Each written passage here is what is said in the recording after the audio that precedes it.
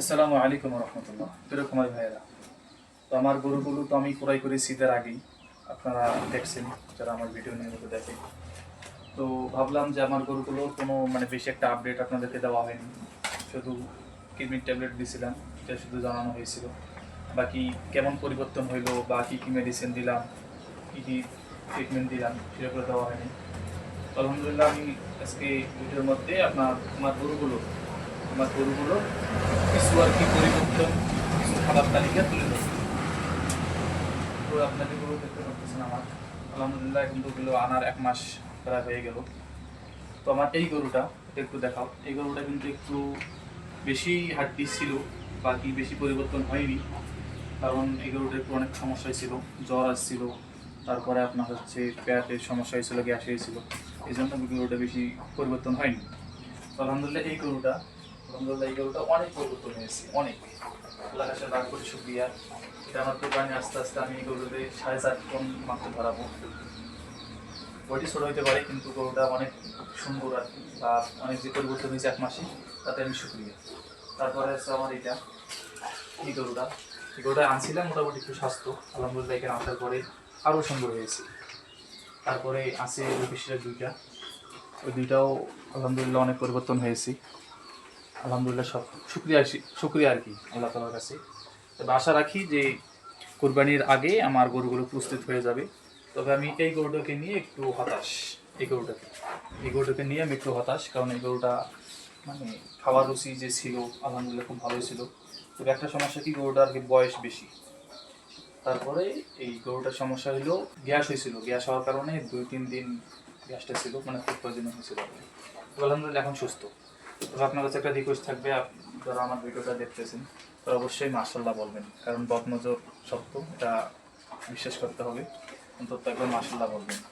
তো এখন আসি আমার গরুগুলোকে আমি কী কী ট্রিটমেন্ট দিলাম এই 1 মাসে। এগুলো জানেন আমি ঈদের আগে আনছি। ঈদের আগে আনার 1 সপ্তাহ পরে আমি এগুলোকে ক্রিমির ট্যাবলেট দিছি।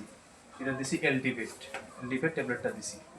দেওয়ার পরের দিন থেকেই লিভার টনিক আর জিঙ্ক দিয়েছি। লিভার টনিক সকালে, বিকেলে জিঙ্ক দিয়েছি। এইভাবে আমার 7 দিন চলে গেছি।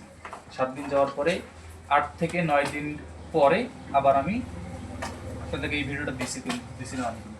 তো ওই গরুগুলোকে আমি কিডনিরাইজেশন করাইছিলাম, কলিজা কিডনির।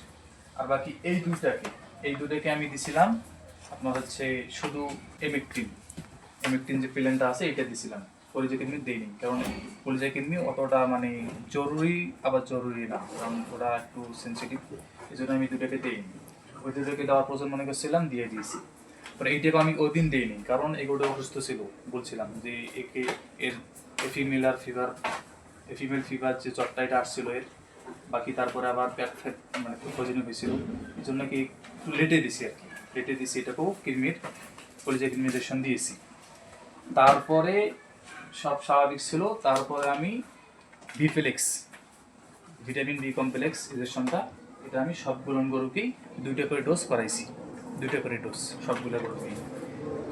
এই এই দুটোকে ইমিকটিন প্লাস, ও দুটোকে নাইট্রোনেক্স, এটা দেওয়ার পরে আমি ভিফিলেক্স ইনজেকশনটা করাইছিলাম। এটা ভিটামিন বি কমপ্লেক্স, ভিটামিনের যে ঘাটতিটা পূরণ করবে, পাশাপাশি খাওয়ার রুচি বৃদ্ধি করবে। এই ভিডিওটা আমি দিয়েছি ইউটিউবে, আমার চ্যানেলে আছে। তো তারপরে আমি কী করলাম, তারপরে এটাকেও কিছু 2-3 দিন পরে যখন এটা একটু মোটামুটি সুস্থ হলো, তখন একেও আমি কিডনির যে কলিজা কিডনি ইনজেকশন এটা দিয়ে দিয়েছিলাম। বাকি তারপরে আবার এইটাকে আবার ভিফিলেক্সের সঙ্গে AD3 দিয়েছি। AD3 ভিটা AD3 ইকমি কোম্পানির, এটা দিয়েছি। পাশাপাশি ভিফিলেক্স দিয়েছি। এটাকে শুধু ভিফিলেক্স দিয়েছি, তারপরে ক্যাটাফর্স আর ভিফিলেক্স দিয়েছি। এটাকেও ঠিক ওরকম ভিফিলেক্স দিয়েছি, তার পাশাপাশি ক্যাটাফর্স দিয়েছি।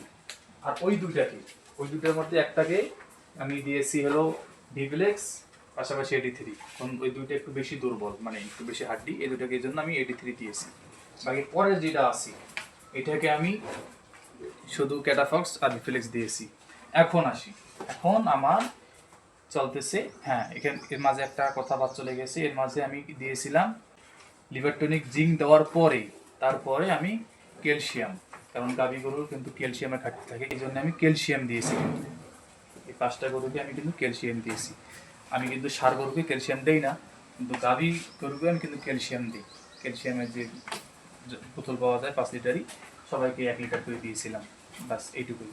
আর এখন আমার আর 3-4টা ডোজ দিব, শুধু ক্যাটাফস আর অ্যামাইনোভেট প্লাস। ক্যাটাফস আর অ্যামাইনোভেট প্লাস। ক্যাটাফস তো দেবো না, আমি দেবো এসল। এসল আমি দিই, কারণ এসলটা একমি কোম্পানির আমি ব্যবহার করি, তো আপনার ক্যাটাফসও দিতে পারেন। এই আর কি আমার গরুগুলোর আপডেট। আজকে ভিডিওটা এই পর্যন্ত। আসসালামু আলাইকুম।